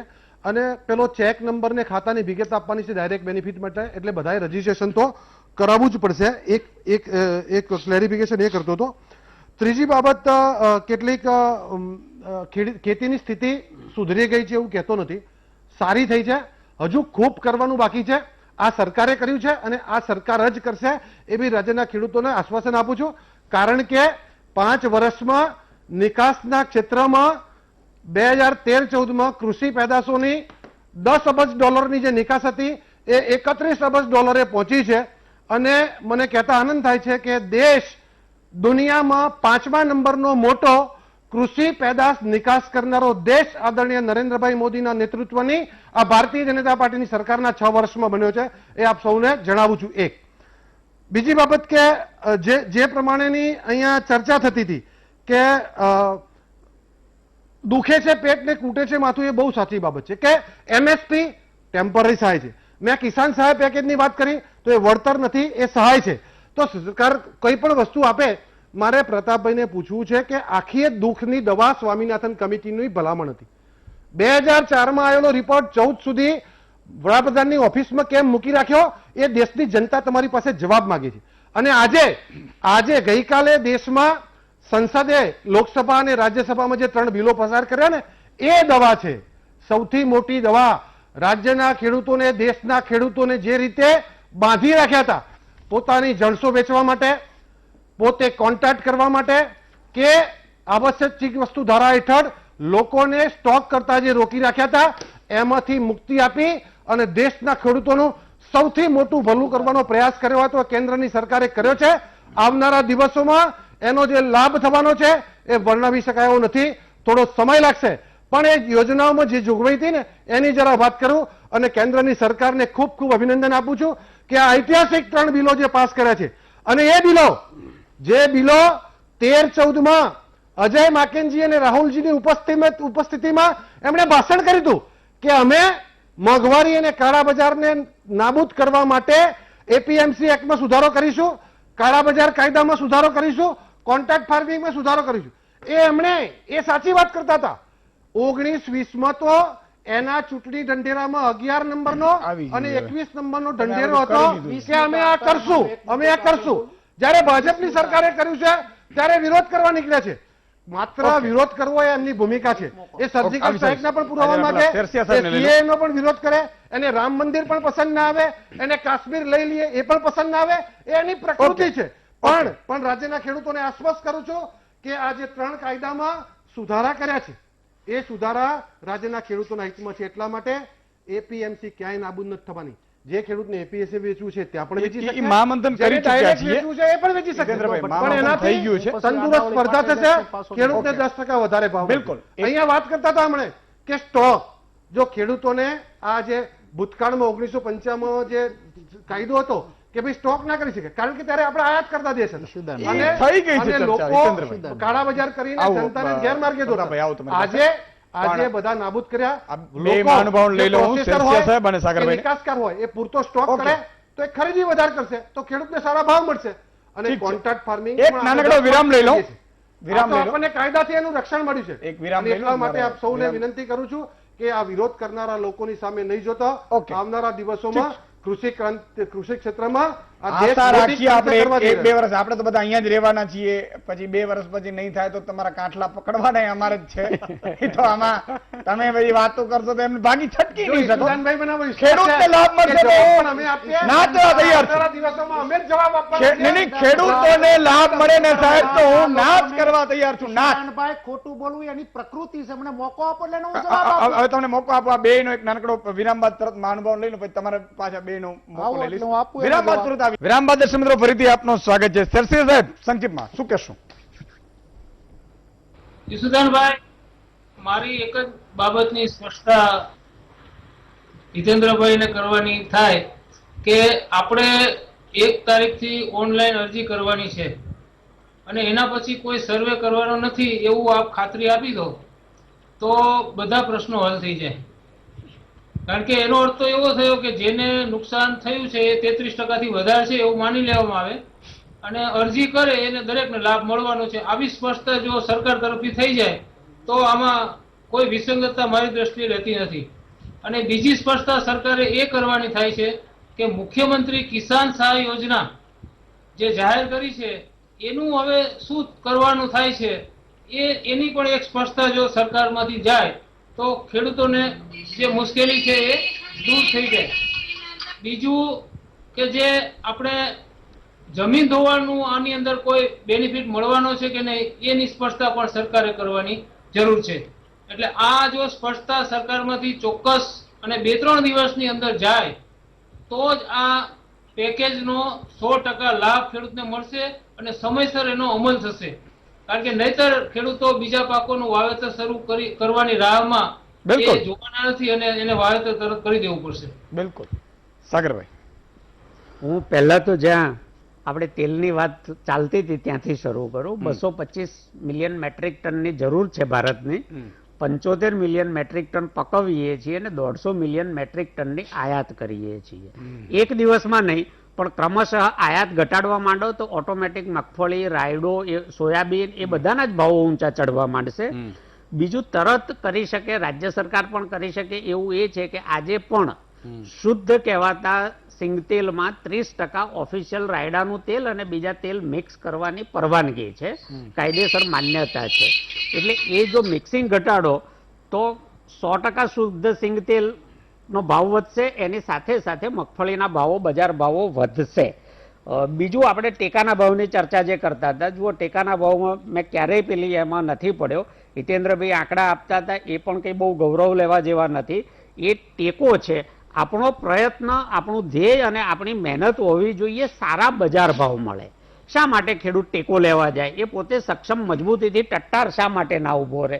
એટલે એવી બજાર વ્યવસ્થા ઊભી કરવાની દિશામાં સરકારે આગળ વધવું જોઈએ. ત્રીજું, મારે આજે વીટીવીના માધ્યમથી, એમાં તમે પણ ઈસુદાનભાઈ ઘણો રસ દાખવ્યો છે અને ગુજરાતના ખેડૂતોએ કોઈએ 100, કોઈએ 200, કોઈએ 500 રૂપિયા ફાળો પણ આપ્યો છે. એનાથી પાક વીમા કંપનીઓને સરકારે ભલે છોડી દીધી કે ના છોડી દીધી કે શું કરશે મને ખબર નથી, પણ અમે લોકોએ ખેડૂત એકતા મંચે એક PIL ગુજરાતના તમામ ખેડૂતો માટે કરી છે. હવે એમાં મહત્વનો રોલ આવશે ગુજરાત સરકારનો, કારણ કે એમાં એગ્રીકલ્ચર સેક્રેટરી, ડાયરેક્ટર, DLMCના ચેરમેનો આ બધાએ એફિડેવિટો કરવાની આવશે. એ એફિડેવિટ ઉપર સાચા આંકડા કોર્ટની સામે મૂકે તો આપણે ભલે ન પકડીએ, કોર્ટ વીમા કંપનીઓનો કાન પકડીને પૈસા લાવશે. હમણાં જ 19 તારીખે જ સુરેન્દ્રનગર જિલ્લાના ખેડૂતોને હાઈકોર્ટે હુકમ કર્યો છે કે 25% અત્યારે ચૂકવી દો અને 75%નો 8 અઠવાડિયામાં નિર્ણય કરી લો. બિલકુલ. અને કોઈ કંપનીઓ છે હવામાં ન રહે, કોઈ અધિકારીઓ હવામાં ન રહે. અમારી પાસે બીજા ઘણા બધા રસ્તા છે. એટલે મહેરબાની કરીને તમે એમ સમજતા હો કે તમે બૂચ મારી જશો તો એવી રીતે અમે નહીં જવા દઈએ. વાત સાચી છે, હાઈકોર્ટમાં પણ સરકાર કરવું પડશે. એક દર્શક મિત્ર પછી પ્રતાપભાઈ તમને લઉં સંક્ષિપ્ત છે. રાજકોટથી ગૌતમભાઈ છે. જી ગૌતમભાઈ. હાલો ઈસુદાનભાઈ. હાજી, જય માતાજી. જય માતાજી. એ આ બધા ભાજપના અને કોંગ્રેસના નેતા આપણને એના કાર્ય ગણાવે, અમે આ કામ કર્યા. તમને કામ કરવા તો અહીંયા બેહારી, તમે અહીંયા જે તકલીફ છે એનું સોલ્યુશન કરો. અમારે સોલ્યુશન જોઈએ, કામ તો અમને દેખાય જ છે, અમે આંધળા નથી. બહુ સાચી વાત ગૌતમભાઈ, ખૂબ ખૂબ આભાર. જી જી, સારી વાત ભાઈએ કરી. કોઈ અમે ઉપકાર કરતા નથી, અમારી ફરજ છે ને અમારી ફરજ અદા કરવાની અમારી એક નીતિમત્તા હોવી જોઈએ. ભાઈ વડીલે વાત કરી એટલે એ વાતને લાંબી દોહરાવતો નથી. એની ડિબેટ પણ તમે કરી નાખી. ગઈકાલના કાયદા ઉપર એને કેન્દ્ર સરકારની અભિનંદન પાઠવા, ત્યારે આજે પંજાબથી હરિયાણા બધા જ ખેડૂતો રોડ ઉપર આવ્યા છે. ત્યારે ખેતીને નવી દિશા બતાવવાનું કોઈ હિન્દુસ્તાનની અંદર કામ કર્યું ઈશુદાનભાઈ, તો પંજાબ અને હરિયાણાથી શરૂઆત થઈ છે અને આની આગ બંગાળ સુધી જવાની એમાં કોઈ શંકા નથી.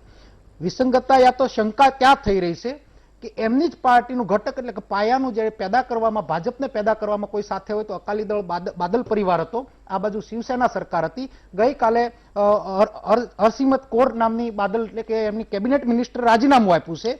તો ખેડૂતોને શંકા કેમ ન થાય? બે જગ્યાએ શંકા થાય છે ઈશુદાનભાઈ. આપણે 15મી સદીમાં જઈ રહ્યા છીએ. સરકાર પ્રાઇવેટકરણ ઉપર જે જઈ રહી છે કે પ્રાઇવેટ કંપનીઓ ખરીદી કરશે. હું તમને દેશી અને નાનો દાખલો આપી દઉં. આ મોબાઈલ હું યુઝ કરું છું. વડાફોન કંપની હતી, ટાટા કંપની હતી, આઈડિયા હતી, રિલાયન્સ હતી, આ બધી કંપનીઓ આમાં કામ કરી રહી હતી અને આપણે અલગ અલગ ચોઈસ મળતી હતી અને આપણે અલગ અલગ રીતે કામ કરતા હતા. આ સરકારના આવ્યા પછી રિલાયન્સે જીઓ નામની કંપની લાવી અને લોન્ચિંગ કર્યું, બધાને જ ફ્રીમાં કાર્ડ આપ્યા, બધાને ફ્રીમાં નેટ આપ્યું, ગામે ગામ નેટની કનેક્ટિવિટી પહોંચાડી. ત્યારે વચ્ચેના જે બીજી 4-5 કંપની હતી એને થાકી ગઈ અને થાકી ગઈ એટલે એને મર્જ કરવું પડ્યું. તો આજે કોઈ પણ મોબાઈલ યુઝ કરશે આવનાર 2 વર્ષ પછી તો એને ફરજિયાત જીઓ પાસે જવું પડશે. એ જ પ્રમાણે ખેડૂતોનો પાક જે માર્કેટિંગ યાર્ડની અંદર વેચવા જતા હતા એમાં એ લોકોએ મજબૂતાઈ આપવાનું કામ નથી કર્યું. સહકારી ક્ષેત્રને ભાંગવાનું કામ કર્યું. માર્કેટિંગ યાર્ડને અગર મજબૂત બનાવ્યું હોત, આમાં તમે જોયું ગઈકાલના કાયદામાં એ લોકોએ પ્રાંત અધિકારી પાસે ખેડૂતને જવાનું, એ કલેક્ટર પાસે ખેડૂતને જવાનું, એટલે અધિકારી પાસે. એની માટે ખેડૂતોના પાયાને મજબૂત કરવો હોત, શા માટે ખેડૂતની કોઈ ન્યાયાલય ઊભી કરવામાં ન આવી? આ કાયદાની અંદર એમણે જેમ હાઈકોર્ટ છે, સુપ્રીમ કોર્ટ છે, એવી સ્પેશિયલ કોર્ટ, CBI કોર્ટ છે, એ પ્રમાણે કોર્ટ ખેડૂતોની બનાવી હોત અને ખેડૂતને જો કંપનીઓ લૂંટવા નીકળે તો કંપનીઓની સામે ખેડૂત, નાના નાના ખેડૂતો હિન્દુસ્તાન આખામાં 2 હેક્ટર 3 હેક્ટર 5 હેક્ટરના નાના નાના ખેડૂતો છે, એના અવાજને દબાવવાનો આવનાર દિવસોની અંદર ભય સતાવે છે. માટે આ કાયદો કાળો કાયદો છે અને ખેડૂતોને ડૂબાડનાર કાયદો છે. માટે કોંગ્રેસ અને બધા જ પક્ષો વિરોધ કરી રહ્યા છે અને સરકાર જે પણ વાત કરી રહી આવનાર દિવસોની અંદર, હું તમને ભૂતકાળને યાદ અપાવડું, લાંબી વાતો મારે નથી કરવી. નોટબંધી વખતે આજના આપણા પીએમએ ગોવાની અંદર કીધું હતું કે નોટબંધીમાં હું જો સફળ ન થાવ તો મને ચોરાઈ આપી મુજે લટકા દેના. આ પ્રકારની વાતો કરી, કોરોનામાં દીવા પ્રગટાવ્યા, થાળીઓ વગાડી, એટલે ગુમરાહ આખા હિન્દુસ્તાનને 16 વખત કરી રહ્યા. નોટબંધીમાં ખોદ્યો તો ઉંદર પહાડ અને નીકળ્યો ઉંદર. આ પરિસ્થિતિ આ બેની અંદર થશે. એક નાનકડા વિરામ લઈ લઈએ. વિરામ બાદ તુરંત આવી છે. વિરામ બાદ દર્શક મિત્રો ફરીથી આપનું સ્વાગત છે. સાગરભાઈ 5 સેકન્ડ. આ આખામાં છે ને પશુ નુકસાનની વાત છૂટી જાય છે. નાના પાયે પણ થયું છે, પણ જેને થયું છે એના માટે જીવિકાનો સવાલ છે. એ બાબતમાં સરકાર વિચારે, આ મારું સૂચન. જીતેન્દ્રભાઈ 40 સેકન્ડ. ને એટલા માટે પ્રતાપભાઈ વાત કરતા હતા વિશ્વાસની, ને પંજાબમાં આવું થયું અમારા સાથીને, તો મને લાગે છે તો અકાલી દળનો ટેકો ચાલુ જ છે. એ અમારી આંતરિક બાબત છે. પણ એમને ચિંતા કરવી જોઈએ કે 23 જેટલા રાષ્ટ્રીય આગેવાનોએ પ્રમુખ બદલવાની માગણી જાહેરમાં કરી છે. એટલે એ વિશ્વાસ પહેલા સંપાદન કરે. અને આદિત્યભાઈ, સચિન પાયલોટજી કે જ્યોતિરાદિત્ય સિંધિયાજી જેવા મહાદાતાઓએ આખા ગ્રુપો લઈ અને કોંગ્રેસ છોડી છે. અને અનેક રાજ્યોમાં અનેક ધારાસભ્યો કોંગ્રેસ ઉપરથી વિશ્વાસ છોડી અને અન્ય આશરો લઈ રહ્યા છે. તો મને લાગે છે ચિંતા એની કરવાની જરૂર છે કે ભાઈ આમાં પોતાના એક આંગળી કરીએ તો 4 આંગળી બીજાની સામે જાય. અને ત્રીજી બાબત હતી કે જે પ્રમાણે ખેડૂત માટેની વાતો પ્રતાપભાઈ કરતા હતા, મને લાગે છે કે પેલું નહીં કહેવાય, પણ વિરોધ સિવાય એમની ભૂમિકા તરીકે વિરોધ કરવો પડે. પણ મારી વિનંતી છે કે આ જે 3 એક્ટ છે અને એમાં જે ખેડૂતને ફાયદો થવાનો છે, સુદાનભાઈ તમારી મુહિમ હતી, તમારે એમાં દરમિયાનગીરી કરવી પડે કે ગુજરાતના ખેડૂતોના હિતમાં આવો જુઠ્ઠો વિરોધ, ભલે રામ મંદિર નો કર્યો, ભલે સીએ નો કર્યો, ભલે કાશ્મીર નો કર્યો, તમે ટ્રિપલ તલાક નો કર્યો, તમે પુરાવા માંગે સરકે, ત્યાં સુધી સહન થતું હતું. Okay 10 second. પ્રતાપભાઈ 10 ઈશુદાનભાઈ, ખેડૂતના મુદ્દાથી ગાડી પટકાવી નથી ને પાટા ઉપર ચલાવવાની ડિબેટ માટે એ ભાઈ બોલાવશે તો સ્પેશિયલ આવે. વર્ષ સુધી જે ડિબેટ છે, રાજકીય ડિબેટમાં સ્પેશિયલ મારા ભાઈ વર્ષ સુધી જે દબાવી રાખે છે, ઈશુદાનભાઈ મને બોલી લેવા દે. બોલો. એ દેવા માફીની વાત હોય, ઈશુદાનભાઈ બહુ પ્રેમથી ડિબેટ આલી છે. તમે જ્યારે બોલાવો ત્યારે મારે બેસવાની મારી તાકાત છે. રાજકીય વાત કરવી તો રાજકીય વાત કરશું. મારે ફક્ત એટલું જ કહેવાનું ઈશુદાનભાઈ કે ખેડૂતનું સર્વે બરાબર થાય, ખેડૂત કોઈ છૂટી ન જાય. ખેડૂતની આ ડિબેટ હતી માટે ખેડૂતને ન્યાય મળે અને ખેડૂતને એનો હક મળે. નાના ખેડૂત કે છૂટી ન જાય એ મારી માંગણી છે અને બધા જ ખેડૂતને લાભ મળે એટલી મારી ઓકે. સમયનો અભાવ છે. હિતેન્દ્રભાઈ, આરસે સિરસિયા સાહેબ, સાગરભાઈ, પ્રતાપભાઈ, વિઠ્ઠલભાઈ, દર્શક મિત્રો જોડાયા ન જોડાયા એમનો ખૂબ ખૂબ આભાર. સરકારને અપીલ કરીશ કે બરોબર સર્વે થાય, કદાચ કોઈ ફોર્મ ભરી શકે ના ભરી શકે, બધાને 27 લાખ ખેડૂતોના ખાતામાં 10,000 રૂપિયા 20,000 રૂપિયા જાય એવી મારી અપીલ છે. હજુ વધારે કરી શકતો તો વધારે કરજો.